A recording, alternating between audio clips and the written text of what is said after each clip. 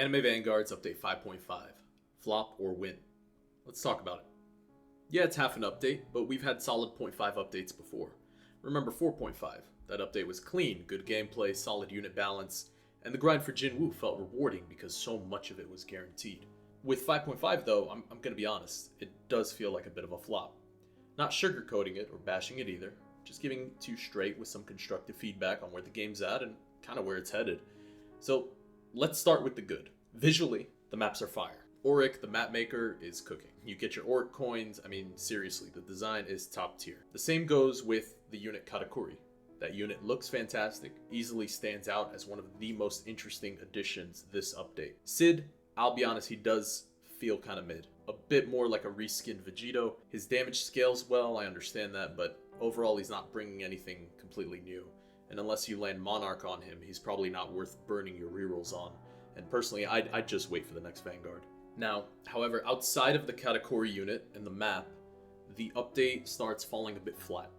The raid mechanics are fun at first, but they get repetitive quickly, and without some sort of pity system in place, grinding for units like Sid or the Familiar just becomes a gamble. And the lack of predictability does make the grind exhausting. Now, it's weird, right? Because they had a good thing going. Jinwoo and Yuhaba both had some form of pity. You could get a pity for the key, you could get the Vow Stone for Yuhaba, but now, no pity for Boo, even we saw for Yamamoto, nothing for Sid. It's like they were moving in the right direction and then took a step back. And I get it. AV has always had a quality feel, smooth gameplay, beautiful visuals, but the last two updates have been rough. So Odyssey was a letdown when it first dropped, and I didn't even review it because of how bad it was. The newer version is much better, but it's riddled with visual bugs and just weird mechanics that make it frustrating to play. It honestly still feels rushed. And that's kind of the theme right now. Updates feel like they're coming out too fast and just not getting enough of that polish. Now, if I had to pick a high point for the game, it would be somewhere between the 4.5 and the Bleach update. Both of those felt balanced, exciting, and rewarding.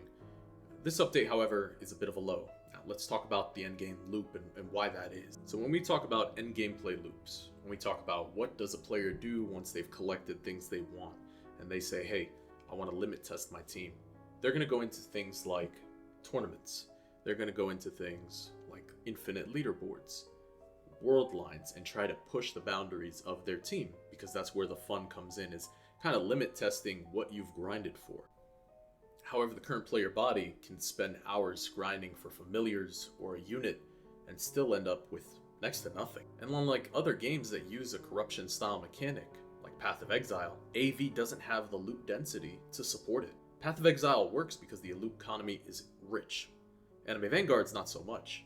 So you could spend hours grinding for something and just quite literally end up with nothing even after a month. So that's why corruption here feels a bit punishing instead of exciting.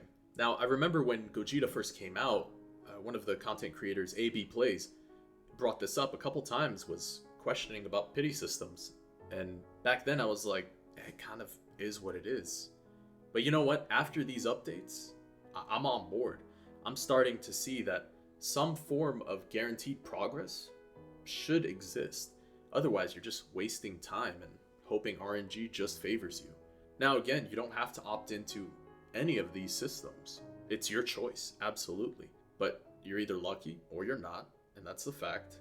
Or you value your time, or you're just willing to throw it to them.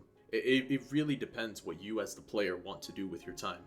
You know, it's the same kind of deal, I guess, with the emotes and the mounts, right? They look amazing, and I'm super grateful for receiving the piano emote as a gift.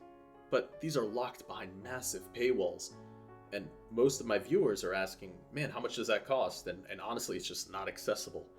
I mean, $100 to get the emote. I understand it's packaged with trait rerolls, but maybe it's possible we just skip all that and sell the emotes separately, sell the bikes, the mounts separately. There's so much good in Anime Vanguards, right? Jinwoo's progression system is just one of the few things that still feels great. He's viable even without Monarch, and the grind has an actual end point. There's an end state. And I think that's what most players did enjoy, is something that does respect their time.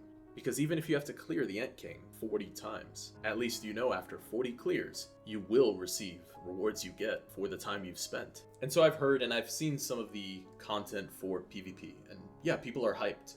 But currently, if the game is buggy and somewhat unpolished, no one's going to want to touch it. Competitive game modes can't carry if the foundation of the game is shaky. So tournaments, leaderboards, they're all great. Odyssey, great. Good ideas. But if the roots behind it are shaky, if it's something that's riddled with bugs, people are going to get burnt out. They're going to be tired of resets. It happens. I think that if they continue to just push out updates every 2 weeks without slowing down to polish or really test things out, then I do think the burnout's only going to get worse.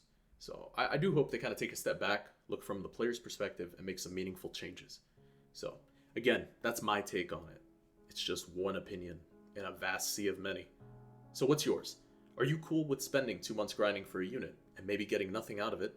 Or do you think it's time they potentially continue adding the pity system that they've added for Yuhaba and Jinwoo and build off of that? And add some better quality of life for players who aren't just trying to wail through the game. So drop your thoughts in the comments below. I do still stream most evenings, so feel free to swing by and hang out. I appreciate y'all tuning in and checking out this review video. Be sure to like, subscribe, and I'll catch you on the next one.